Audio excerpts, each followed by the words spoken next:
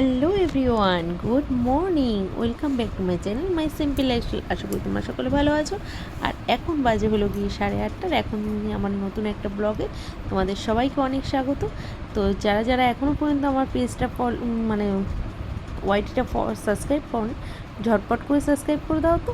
আর যারা যারা এখনও পর্যন্ত আমার ফেসবুক পেজটা ফলো করেনি, ঝটপট করে ফেসবুক পেজটাও ফলো করে দাও। ফেসবুক পেজটার নাম হলো গিয়ে সোনা বৌদি মাস্তি ব্লগ। আর ইনস্টাগ্রাম আইডিটা ফলো করে দাও সোনা মিঠু। আর যারা যারা সাবস্ক্রাইবেশন নিয়েছো তাদের জন্য স্পেশাল লাইভ থাকে রোজ রাতে 11:30টার সময়। তো চলো, গল্প অনেক কথা বলে ফেললাম, অনেক করে ফেললাম। এবার বাদবাকি যারা যারা নতুন আছো, যারা যারা এখনও পর্যন্ত বৌদির চ্যানেলগুলোতে সাবস্ক্রাইব করনি, ফলো করনি, ঝটপট করে কিন্তু বলে দিলাম নামগুলো, শুনে নিয়েছো নিশ্চয়ই। তো ঝটপট করে ফলো আর সাবস্ক্রাইব করে দাও। তো চলো, এখন সকালবেলা দেখো, হয়তো ভাবছো কী ব্যাপার, বৌদি তো স্নান করেনি বাট শাড়ি চেঞ্জ করছে। হ্যাঁ, রাত্রিবেলা না আমি নাইটি পরে শুয়ে থাকি, তো ওই কারণে সকালবেলা উঠে কাপড়টা চেঞ্জ করে নিই। কারণ বাড়িতে লোকজনও আসে, আমাকেও হুটহাট এদিক ওদিক বেরোতে হয়। নাইটি পরে থাকলে অনেক সমস্যাও হয়, কারণ নাইটি পরে এদিক ওদিক যাওয়াও যায় না। তো ওই কারণে একবারে কাপড়টা পরে নিচ্ছি।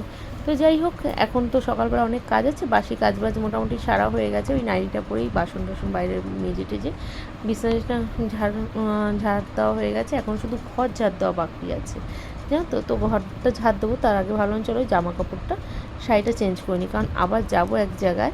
তো সেই কারণে ভাবলাম একবারে চেঞ্জ করে ঘরটা ঝাড় দিয়ে বেরিয়ে পড়বো। কারণ ছেলের আজকে আছে আঁকা ক্লাস, আর আঁকা ক্লাস থাকলে তো ছেলেকে নিয়ে যেতে হবে। তো সেখানে তো আর নাইটি পরে যেতে পারবো না, ওই জন্য ভাবলাম আগে শাড়িটা পরে নিই, নাহলে দেরি হয়ে যাবে। তো যাই হোক, এদিকে দেখো নাইটি ছেড়ে শাড়ি পরে নিচ্ছি। আর সত্যি কথা কি, এখন আমার তো শাড়ি পরতে আগাগোড়াই ভালো লাগে, তোমাদের সঙ্গে শেয়ার করেছিলাম। বাট অতটা তখন পরা হতো না, যেহেতু কলকাতায় থাকতাম, তখন নাইটিটাই বেশিরভাগ পরা হতো। শাড়িটা খুব জোর অকেশনটা মারফতেই পরা হতো। বাট এখন 24 ঘন্টাই শাড়ি পরা হয়, আর ভালোও লাগে। আমি শাড়িতে না নিজেকে কমফোর্টেবলও ফিল করি। অনেকে হয়তো শাড়িতে কমফোর্টেবল ফিল করে না, বাট আমি বড্ড শাড়িতে কমফোর্টেবল ফিল করি। তো যাই হোক, অনেক ভক করে ফেললাম, অনেক কথা বলে ফেললাম। তো ফাইনালি শাড়িটা আমার পরা কমপ্লিট হয়ে গেছে। আর এখন করে নেব বাসি ঘরটা ঝাড় দিয়ে নেবো। ঝাড় দিয়ে ছেলেকে অলরেডি সকালবেলা টিফিন দিয়ে দিয়েছি, দুধ আর কমপ্লান। তো ছেলে ওটা খেয়ে বিস্কুট খেয়ে রেডি হচ্ছে, আর ওই ঘরে, আর আমি এই ঘরে ভাবলাম চলো সব হয়ে গেছে, এখন শুধুমাত্র আমার ঘর ঝাড় দেওয়াটা বাকি। ঘর ঝাড় দিয়ে মাথাটা আসি, বেরিয়ে যাব। তো সানডে বলে কথা, তোমাদের তো আগেই বললাম সানডে মানে একটু স্পেশাল কিছু। বাট আজকে না অনেকটা স্পেশাল করার কথা ভেবেছিলাম, বাট কিছুই হয়নি, জানো তো। আলটিমেটলি সানডে স্পেশাল বলতে একমাত্র সকালে জলখাবারটাই যা স্পেশাল কিছু হয়েছে। এছাড়া বাদ বাকি সারাদিন নর্মালি যেরকম চলে সেরকমই বলতে পারো, তার থেকেও মানে আরও কম। কারণ হলো গিয়ে আজকে করেছি একটা বিরাট বড় একটা কাজ করেছি। সেটা কি, সেটা তোমরা পুরো ভিডিওটা দেখতে থাকো, তাহলে বুঝবে। বলে না মানুষ, কি বলবো অ্যাকচুয়ালি জানি না এটা ঠিকঠাক। তো যাই হোক, তোমরা দেখে বুঝে যাবে যে কি করেছি। তো যাই হোক, দেখো এদিকে ঘর দুয়ার ঝাড়টা দিয়ে নিচ্ছি, ঝাড়টা দিয়ে কমপ্লিট গুছিয়ে নিচ্ছি, কারণ বাইরে বেরোবো, বাসি ঘর রেখে তো আর বেরোবো না, ওই জন্য বাসি ঘরটা ঝাড় দিয়ে নিচ্ছি। আর চারিধারে বৃষ্টি হয়ে হয়ে না ঘর দুয়ার যেন স্যাঁতসেঁতে হয়ে রয়েছে, বিশ্বাস করো ভাল লাগছে না। মানে এতটা ঘর স্যাঁতসেঁতে হয়ে রয়েছে, বিরক্ত লাগছে। ঘরটা যেন আরও জিনিসপত্র জর্জরিত হয়ে গেছে। আমি জিনিসপত্র রাখার জায়গা হচ্ছে না, সব কিছুতেই মানে খুবই প্রবলেম হচ্ছে। আর আমার ঘরে যেগুলো জিনিস দেখতে পাচ্ছি সবকটাই কিন্তু মানে প্রতিবন্ধী টাইপের হয়ে গেছে। কোনোটার হয়তো পায়া নষ্ট হয়ে গেছে, কোনোটার হয়তো জং ধরে গেছে। দেখো চলে এসেছি একদম। আজকে মাথায় শ্যাম্পু করে নিয়েছি, কারণ এরপর আর তো মাথায় শ্যাম্পু এখন করতে পারবো না। হ্যাঁ, অনেকেই কমেন্ট করেছে বৌদি আম দুধ খেতে হয়, জানি। অনেকে বলেছে গুড় চিনি খেতে হয়, অনেকেই অনেক কথা বলেছে। হ্যাঁ, গুড় চিনি খেতে হয় কিনা জানি না, বাট আম দুধ খেতে হয় জানি।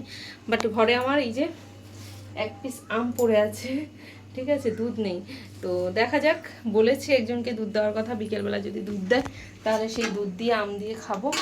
আর এখন হলো গিয়ে আজকে কিচ্ছু সেরকম বানাইনি, শুধু ভাত বানিয়েছি, জানো। কারণ হলো গিয়ে আজকে না মানে অনেক তরকারি রয়ে গেছে। কালকে দেখেছিলে, তোমাদের দেখিয়েছি কিনা আলু পোস্তটা তোমাদের দেখানো হয়নি। আলু আর ঝিঙে পোস্ত করেছিলাম, আর করেছিলাম তোমার হলো গিয়ে আলু পটলের তরকারি এর আগের দিন।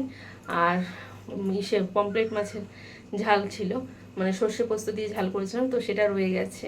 তো সেটা দিয়ে এখন খাবার খেয়ে নেবো। রাত্রেবেলা দেখি স্পেশাল কিছু বানাই না কি, ইচ্ছে আছে একটু স্পেশাল কিছু বানানো, কারণ ঘরে ডিম রয়েছে, তো ভাবছি একটু ডিম দিয়ে, অনেক দিন ধরে ছেলে বিরিয়ানি বিরিয়ানি বলছে, তো ডিম বিরিয়ানি বানানোর ইচ্ছা আছে। যদি বানাই তো তোমাদের সঙ্গে অবশ্যই শেয়ার করবো, ঠিক আছে? তো চলো অনেক কথা বলে ফেললাম, এখন খেয়ে নিই। আর অনেক অনেক শর্টস পাবে, আশা করছি তোমাদের ভালো লাগবে ভিডিওগুলো, ঠিক আছে? তো চলো টাটা। আর অনেকগুলো জামা কাপড় কেচে দেখতে পেলে, যাই হোক সারাদিনে সকালবেলা থেকে কাজবাজ সেরে যে চলে এসেছে এখন একদম খাবার টেবিলে। বললামই তোমাদের যে আজকে আমার প্রতি বলে তাড়াতাড়ি করে আগে আগে শ্যাম্পু করে নিয়েছি, আর এখন তো 3-4 দিন মাথায় শ্যাম্পু করতে পারবো না, যেটার জন্য। তো এদিকে দেখো ভাত গরম গরম, ফাঁকিবাজি কাকে বলে আমাকে দেখে শিখবে, ঠিক আছে? মাঝে মাঝেই এরকম আমি ফাঁকিবাজি মারি, জানো তো। বাট আমি না ছেলের সঙ্গে ফাঁকিবাজি মারি না, ছেলের খাবারটা। আর আজকে না ভুল করে একটা জিনিস ভুল করেছি, যে আলুটা সিদ্ধ দিতে ভুলে গেছি, আর আলু সিদ্ধ দিতে পারিনি বলে ছেলেকেও বাসি খাবারটা খাওয়াতে হয়েছে। যাই হোক, বাসি খাবার আর কি করা যাবে, ছেলেকে নাহলে আমি দিই না সচরাচর বাসি খাবার, আমি নিজে খাই। ছেলেকে দুধ দিয়ে দিই নাহলে কিছু, তো দুধ যাকে বলেছিলাম সে দিয়ে যায়নি, সে বলেছে বিকেলবেলা দেবে। তো ওই জন্য আরও ভেবেছিলাম যে দুধটা দিয়ে গেলেও দুধ দিয়ে ভাত খেয়ে নেবে, অসুবিধা হবে না।